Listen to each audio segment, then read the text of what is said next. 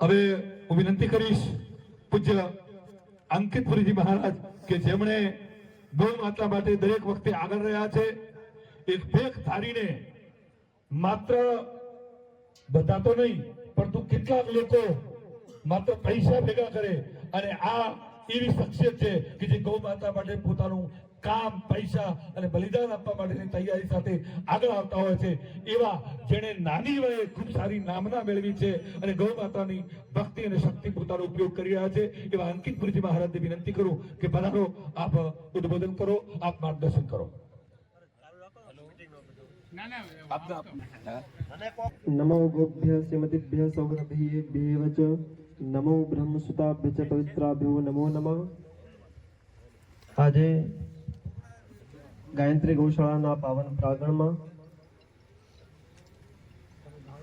બનાસકાંઠા જિલ્લાના તમામ ગૌશાળા પાંજરાપોળ અને વાવથરા જિલ્લાની જેટલી પણ ગૌશાળા પાંજરાપોળની આ એક બેઠક આપણા સૌની વચ્ચે વિરાજમાન પૂજ્ય અંકુશગીરીજી મહારાજ, પૂજ્ય શાસ્ત્રીજી, પૂજ્ય મહેશભાઈ, રામભાઈ, ચીનુભાઈ તેમજ સર્વ મસ્તસ્થ મહાનુભાવો, વિરાજમાન ગૌભક્તો, ગૌશાળા સંચાલકો, પાંજરાપોળના સંચાલકો, આજે આપણે સૌ વાવથરા જિલ્લાના નવીન ફેડરેશન માટે જે ગૌશાળા માટેના નવા કોઈ જૂના પ્રશ્નો ઉકેલાય એ માટે આપણે સૌ એકત્ર થયા અને બધા ભેગા મળીને કંઈક ને કંઈક નિર્ણય થાય, કંઈક ને કંઈક નવું સર્જન થાય. એ સર્જન થકી આપણી ગૌશાળાઓ કેવી રીતે આગળ વિકાસ પામે, આપણી ગૌશાળાઓમાં ગાયોની સેવા કેવી રીતે વધુ થાય ને જે આપણે કંઈ નાની મોટી માગણીઓ હોય એક સાથે મળીને આપણે માગણીઓ સરકાર પાસે રજૂ કરવાની હોય એ માટે આપણે શું આજે ભેગા થયા. આમ તો આ મિટિંગમાં ઘણું બધું પ્રવચન નહીં કહું, આપ સૌ બધા ગૌ સેવકો અહીંયા એકત્ર થયા. ગૌ માતા આપણા માટે શું મહત્વ હોય, ગૌ માતાનું મહત્વ શું, ગૌ માતાની ભૂમિકા મનુષ્ય જીવનમાં શું, સનાતન ધર્મમાં શું, આપણે સૌ જાણીએ છીએ. કારણ કે જેટલા આપણે ગૌશાળામાં આપણે ગૌ સેવા કરી રહ્યા, માત્ર કોઈ પગારથી કોઈ આમાં ગૌશાળામાં ગૌ સેવા નથી કરતું, કોઈ સ્વાર્થથી ગૌ સેવા નથી કરતું. જેટલા પણ ગૌ સેવા કરે એ સાક્ષાત જાણે કે ગૌ આપણી માતા જનની કહેવાય ને આની સેવાથી આપણા મનુષ્યનો ઉદ્ધાર થાય. આ ભાવથી જ્યારે આપણે સૌ સેવા કરીએ તો આપને હું ગૌ માતાનું મહત્વ સમજાવવા બેઠું તો કદાચ મારું મૂર્ખામણી કહેવાય. આપ સૌ જાણો જ ગૌ માતા કેટલું મહત્વ અને ગૌ માતાની અસીમ કૃપા આપ બધા પર બની રહે.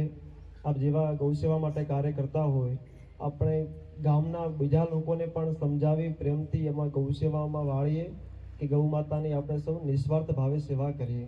આપણે જેટલી પણ ગૌશાળાઓ ચાલે એ કોઈ સ્વાર્થ ભાવથી ચાલતી નથી. કદાચ આપણે ધારીએ, આપણે એક વિચાર દૃઢ કરીએ કે આપણે ગૌશાળાઓને એક ઉદ્યોગી તરફ લઈ જઈએ, ગાયોને દુધાળો બનાવીએ, ગાયોને વેપાર કરીએ તો કદાચ આપણે શક્ય, એમાં અશક્ય નથી. પણ આવું કરવાથી એ માત્ર સ્વાર્થની ભાવથી ગાયની સેવા શરૂ થશે. પણ જ્યારે એની પાછળ દુબળો ગૌવંશ રખડતો હશે, નાના નંદીઓ રખડતા હશે, નાના ઢોગડાઓ રખડતા હશે, નાની વાછડીઓ રખડતી હશે, જે દૂધ નથી આપતી એવી ગાય રખડતી હશે, તેના તરફનો ભાવ આપણો ઘટી જશે. કારણ કે આપણે સામે એવી સ્વાર્થવાળી ગાયોની સેવા કરવા લાગી જઈશું તો એનો ભાવ ઘટવો એક વ્યાજબી. કારણ કે ઘરોમાં ભાવ શા માટે ઘટ્યો? કારણ કે સામે જર્સી ગાયો દુધાળું આવે, સામે ભેંસો આવે દુધાળું આવે એટલે ગાયનો ભાવ ઘટી ગયો.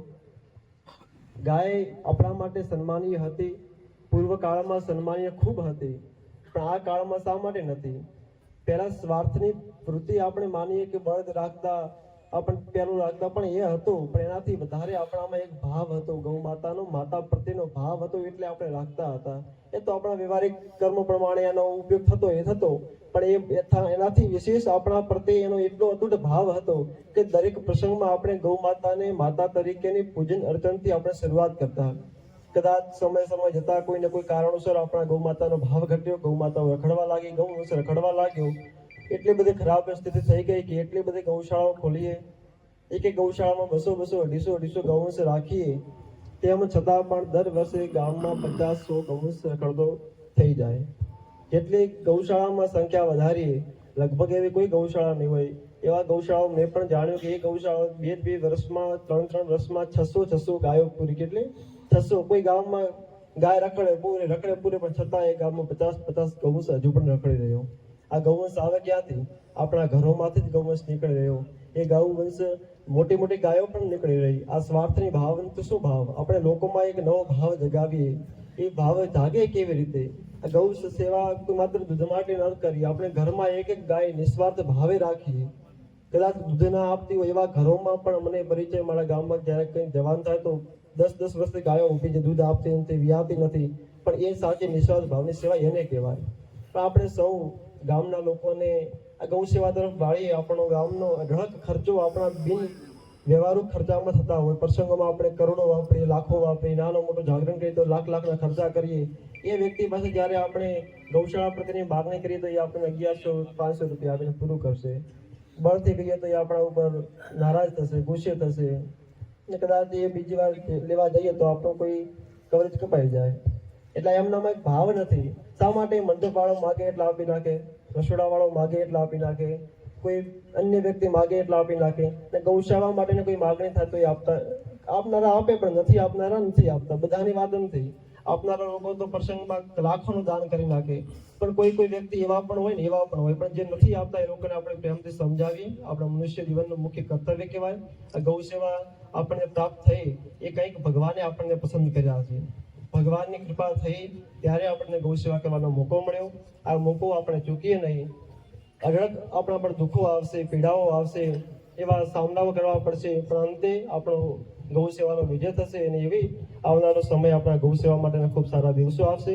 આપણે સૌ એક સાથે મળીને સરકાર પાસે પણ માગણી કરીએ. સરકાર પણ આપણને કઈ ને કઈ રીતે સમર્થન આપે, જેટલું બને ગૌ સેવાના કાર્ય આગળ થાય, આપણા ગૌવંશ સુખી થાય. આપણા સૌની વચ્ચે જકરા ગૌશાળાથી આપણા પરમ પૂજ્ય ગૌ સેવક જે દિન રાત ગાયો માટે સેવા કરતા હોય, અને જ્યારે કોઈ ગાયોનો પ્રસંગ હોય, મીટિંગ હોય, ત્યાં પોતાની અવશ્ય હાજરી હોય.